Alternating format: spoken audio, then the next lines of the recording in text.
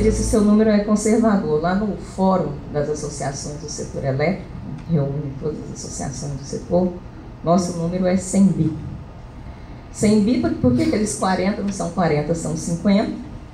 Porque aqueles 20 não são 20, são 30. E tem mais 20 bi de transmissão aí, que nós ficamos sabendo no dia da reunião do fórum, que os caras da transmissão chegaram, mas peraí, a transmissão tem 20 bi aí. Então, são 100 bilhões, de fato, 100 bilhões. Bom, esses 100 bilhões são resultados financeiros que são resultados de operação, são resultados de decisão de planejamento ou então de não decisão de planejamento. Então é uma variável super conjuntural, mas que está estritamente ligada a variáveis estruturais de decisões tomadas há 10 anos atrás. Há 10 anos atrás, no mínimo, né? Mas vamos fazer um processo. Né? 10 anos atrás, quando o modelo foi revisado, quando o modelo adotou premissas importantes, uma delas segurança, outra delas competitividade, não é bem essa palavra, mas eu prefiro achar ela mais moderna. Ela substitui aquela outra que é modicidade tarifária. Segurança, competitividade e sustentabilidade socioeconômica, socioambiental, era mais ou menos aquilo que se queria dizer naquela época. E as três variáveis sendo perseguidas de forma otimizada, talvez nós não estivéssemos numa situação tão difícil a qual estamos hoje. Talvez estaríamos passando por dificuldade, mas não seria tanto. Qual é o diagnóstico, que agora é fácil, né, de olhar para trás e ver o que aconteceu? Uma aposta muito grande nas hidrelétricas e nos reservatórios. Eu tenho água no reservatório, por isso eu vou contratar a térmica, porque essa térmica eu jamais vou usar. E aí foi isso que aconteceu. Então, não houve água, teve que usar térmica, e nós estamos numa situação muito interessante hoje no setor elétrico. Nós estamos num jogo em que todo mundo está perdendo. As térmicas, que nós achávamos que, pelo preço está tão alto, estivessem ganhando dinheiro, elas também não estão ganhando dinheiro. Então, ninguém está ganhando nessa brincadeira toda aí. Não é um jogo de soma zero, como costumamos ver e estudar em economia. Esse é o diagnóstico mais geral e o que nós poderíamos fazer. A situação é tão grave que você tem que dividir mesmo questões de curtíssimo prazo, questões de médio prazo e questões de mais longo prazo. Isso lembra um passado não muito distante, né, que é 2001, 2002. De você realmente tomar decisões de mais curto prazo, buscar solução para o problema financeiro, e é isso que tem se procurado fazer, embora a gente não tenha conseguido tanto sucesso, e buscar soluções estruturais, soluções de curto prazo que vai resultar também em soluções estruturais, e essa busca está sendo por contratação, um aumento da contratação para aumentar a capacidade instalada e, sobretudo, aumentar a capacidade instalada de fontes que se instalem rapidamente. E aí, se pegarmos o histórico das contratações que ocorreram de 2004 para cá, tem uma variável muito interessante, porque nós trabalhamos com a elasticidade, renda da demanda por energia, de alguma coisa de 1,5. Se o PIB cresce 1, nós temos que aumentar em 1,5% a capacidade instalada. Essas variáveis estão altamente deslocadas entre si desde 2004. E se olharmos com cuidado 2013 e 2014, a demanda nas contratações dos leilões que aconteceram foi acima de 7 gigawatts. Então é um número muito superior àquilo que se espera em qualquer condições. E por que será que isso está acontecendo? No ano de 2013 foi muito claro que essa contratação acima daquilo que se espera estaria repondo o que não se contratou em 2012. Mas e agora, 2014, está repondo o quê? Está repondo o reservatório. Está repondo aquela decisão que foi tomada lá atrás, aquele período de 2006, 2008, que se contratou muitas térmicas, tentando reparar aquilo que se previa ter de hidrelétrica e ter de reservatório. Então está havendo uma contratação muito rápida. E aí buscando as fontes que entram mais rapidamente, e aí vem a eólica, no primeiro momento. E se nós observarmos os leilões deste ano, já vem outras fontes, e o leilão de abril tem a biomassa, que entra também rápido. Então, você percebe um movimento nos leilões de reparar uma decisão que foi tomada lá no passado e uma tentativa de corrigir o problema, o que eu acho que tem bastante mérito. Essa contratação do dia 27 das térmicas foi muito positiva para o país, muito importante, porque, de fato, todo mundo já entendeu que tem que ter térmica e que térmica tem que estar na base. Hoje, né, quando se discute o setor, mas a térmica é base, térmica é base. Ela é base, mas não está sendo tratada como tal. Não foi tratada no processo de contratação, a térmica não foi endogenizada no modelo e ela não foi precificada. Se nós tivéssemos feito isso no passado, eu digo nós porque nós estávamos lá também e de alguma forma nós temos responsabilidade. Então, está claro para nós esse processo, principalmente nos últimos 3 anos, um aprendizado que nós temos que colocar mais térmica na base para aumentar a segurança. E aí tem alguns paradigmas que devem ser mudados, paradigmas de operação, tanto do ponto de vista elétrico quanto energético. Você muda o paradigma de operação do ponto de vista energético porque você sabe que já não tem aquele tanto de reservatório. Você sabe que a térmica tem uma outra configuração. E do ponto de vista elétrico, quando você começa a observar outras fontes que estão chegando, que são fontes não convencionais daquilo que estávamos acostumados a fazer, como eólica, solar e possivelmente a geração distribuída de uma forma tratada de uma forma também adequada. Tudo isso vai trazer uma mudança no paradigma de operação. E tem um outro paradigma que deve ser mudado, que é o paradigma da precificação. E eu não estou falando dos leilões. O leilão a gente pode até discutir que tem algumas questões que possam ser modificadas, mas eu não creio que o mecanismo de leilão seja o fato mais grave hoje. Quando nós discutimos o teto do PLD, e a ANEEL chamou os geradores para discutir o processo quando estava em audiência pública, nós não conseguimos consenso nas associações a respeito do PLD, se as pessoas eram contra ou a favor da redução do PLD. Num momento de crise desse, você jamais vai conseguir um consenso, porque ele está doendo muito no bolso e realmente é muito difícil. O que nós levamos, e boa parte das associações levaram para a ANEEL, foi o seguinte: olha, a gente não quer opinar a respeito do teto do PLD, porque não tem consenso nas nossas discussões. Mas a forma de rateio nós vamos opinar, porque eles queriam mudar o rateio e fazer o gerador também pagar. Então isso nós opinamos e isso nós conseguimos convencê-los de que era um erro ainda maior.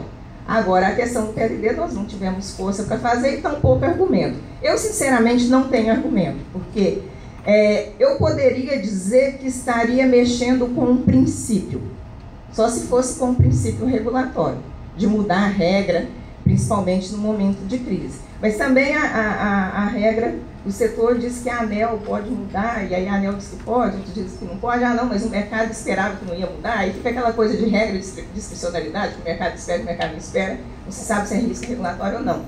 Agora, com relação ao princípio, eu não posso dizer que sair do preço teto de 800 para 400, você está mudando o princípio, porque não tem princípio. Então, se já não há princípio, eu não tenho argumento para defender nem 400 nem 800. O que deve ser mudado, e isso eu falei claramente na reunião da ANEEL, é a metodologia de precificação. E nós já tentamos fazer isso pelo menos umas 3 vezes, né, Kelma? Eu me lembro muito bem que teve um período que o Kelma estava lá e tentou fazer essa discussão. Pelo menos 3 vezes nós tentamos fazer e não conseguimos. Então, o paradigma da precificação, ele tem que ser repensado. Se você observar desse modelo que tem 10 anos, ele tem falhas muito sérias, mas ele também tem princípios muito bons.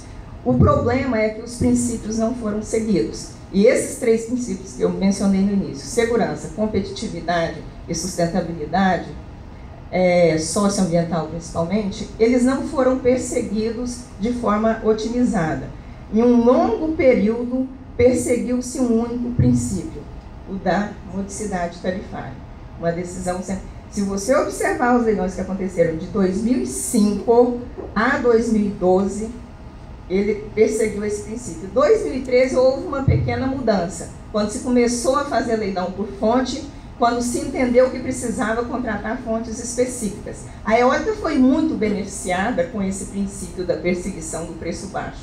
De 2009 a 2012, a eólica veio cada vez mais sendo mais competitiva nos leilões e competindo com PCH, competindo com biomassa, e só a eólica levava, porque ela estava realmente bem competitiva.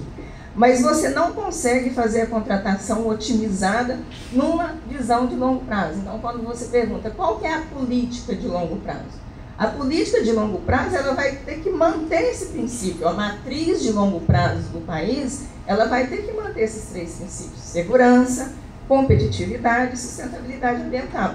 O Brasil talvez seja o único país do mundo que tem o privilégio de fazer isso com tranquilidade. Porque o Brasil tem recursos renováveis abundantes, o Brasil tem competitividade na geração de energia a partir desses recursos renováveis abundantes. O Brasil conseguiu, por meio da metodologia de leilões, e isso é um mérito muito grande, de fazer com que os projetos eólicos se tornassem muito competitivos, que os investidores fossem buscar os melhores projetos e ofertassem esses melhores projetos no leilão. Hoje a fonte eólica é a segunda fonte mais competitiva do país e daqui a pouco ela vai ser a primeira. E a solar está seguindo a mesma trajetória. Este ano, o primeiro leilão de solar já é com essa expectativa. Então, você percebe alguma sinalização do governo, já desde 2013, mas mais fortemente agora, de contratação por fonte. Então, quando você pergunta, a solução é contratação por fonte ou leilões regionais? Bom, por fonte já está acontecendo e isso está parecendo que tem sucesso. O caminho deve ser esse mesmo. Regional é uma questão que deve ser discutida um pouco mais. Então, uma visão de longo prazo é isso, você sentar ali na cadeira e pensar o que eu quero para daqui 10, para daqui 15 anos, como que eu quero sinalizar os investimentos, eu preciso sinalizar dessa forma. Mas é muito importante que o formulador, que o cara que estiver lá sentado na cadeira, que ele esteja aberto a outras questões. O modelo do setor elétrico brasileiro, lá em 2004, naquele dia, ele cometeu um sério erro e até hoje não foi corrigido. Ele não implementou mecanismos de demand side. Ele não colocou o lado da demanda. O modelo foi pensado de forma que eu vou suprir, eu vou ofertar, e a demanda? Qual é o papel da demanda? Qual é o sinal de preço? Não há. O custo marginal de operação é muito superior ao PLD e por isso que também essa coisa de não fere princípio, porque não tem sinal de preço mesmo, então não fere. Então, faltou lá naquele momento e enquanto você não colocar um sinal para o consumidor e uma participação da demanda para reduzir a demanda quando ele achar que o preço vai subir ou o contrário, você não vai ter um mecanismo eficiente, porque você vai ter sempre o lado do supridor, e você sempre vai provocar crise. É o que está acontecendo agora, 2014, 2013 também. Os custos de produção da energia estão muito altos, mas o consumidor está pagando exatamente a mesma tarifa e ele está completamente alheio do que está acontecendo. Mas ano que vem, ele vai saber o que aconteceu. Porque ele vai pagar, e vai pagar caro. E aí ele vai dizer assim, mas eu não posso fazer nada, ninguém nem me disse isso. Então, esse é um equívoco absurdo que já está acontecendo há muito tempo, todos nós já sabemos, mas nada foi feito. Então, enquanto você não tiver um modelo com participação da demanda, você não tem uma solução eficiente de longo prazo. Esse é um ponto fundamental. Outro ponto, você levar em consideração as novidades que estão aí. Existem muitas novidades tecnológicas que precisam fazer nós repensarmos o modelo de suprimento de energia elétrica. Smart grid, geração distribuída efetiva, microgeração, programas de eficiência energética que realmente sejam mais eficientes. E ele não é tão eficiente também, um programa de eficiência energética, porque o consumidor não está preocupado, porque ele não tem sinal de preço. Ele nem está preocupado se ele vai comprar aquela geladeira com um selinho isso ou um selinho aquilo, porque ele não tem sinal de preço. Então, se nós não colocarmos essas novidades, que nem são tão novas assim, nós também não vamos ter eficiência. Operação com fontes intermitentes. Acho que também é um problema sério de paradigma. Toda hora nós estamos falando, porque as renováveis são intermitentes. E agora? Como é que vamos operar o sistema com intermitente? O ONS já entendeu que não é tão grave assim. Eu lembro que quando cheguei na Eólica, uns 3 anos atrás, eu ia conversar com eles e ele, não, mas isso aí vai me dar trabalho, essas suas eólicas, não sei o quê. Agora eles estão operando o Nordeste, e o Nordeste tem muita eólica. Nós já chegamos a pico de geração de 2,4 gigawatts médios de eólica no sistema, isso não é pouco. E aí o ONS já tem dito, olha, não é bem assim, dá para operar. Então você só tem que repensar a forma que está operando.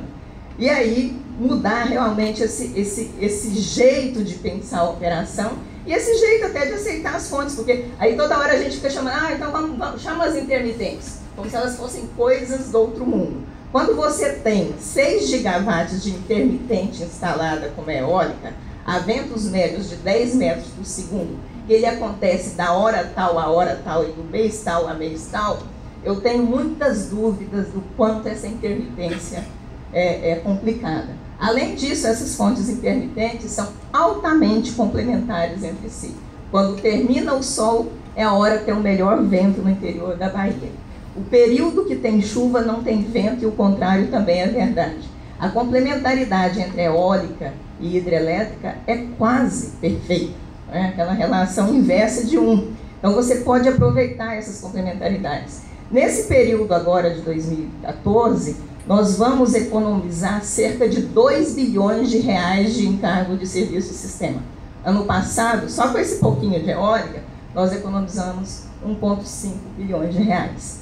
Então, o que nós precisamos é aprender a viver numa realidade nova, numa realidade que, infelizmente, não temos mais reservatórios. O Kelma pode muito bem explicar por que eu não tenho tanto conhecimento nessa área para dizer. Não temos mais tantos reservatórios.